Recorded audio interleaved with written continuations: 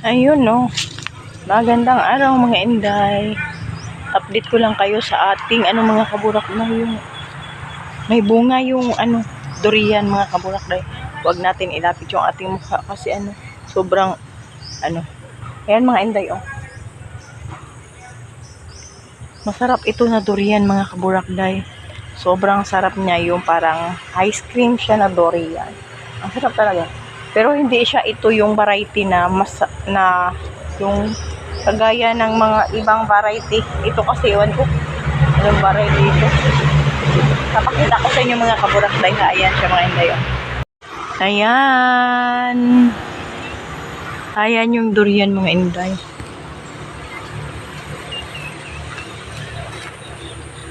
Ayan siya oh. Para siyang puyat doon oh. Pero hindi naman yan siya puyat dahil kasi siya yung parang ata to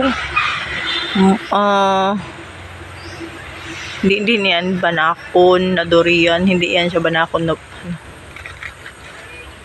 pero sabi nila banakon daw yan na pagka durian.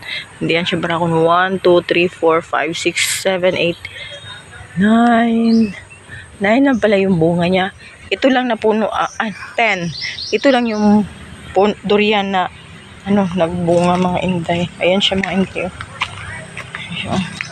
Ayan, mabilis lang ito. Hindi ko ito mga inday. Ako siyang talian day para dili siya mahulog. Ato siyang hiktan. Ayan siya. Yan yung durian mga inday. Ang daming kangkong oh.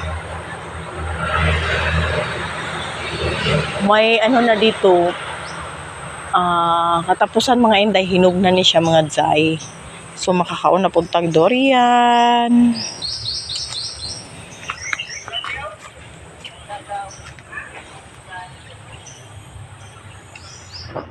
Oh, diba? Ito lang yung update ko sa inyo mga inday. Short video lang muna tayo mga kaburakday.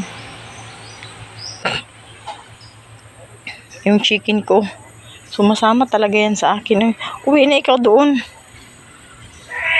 Pupunta ako doon sa kabila mga inday ha. Tingnan lang natin kung anong ganap natin doon. Bye for now mga kaburakday.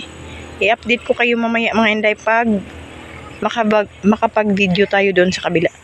Thank you for watching mga kaburakday. Bye bye for now. God bless sa ating lahat.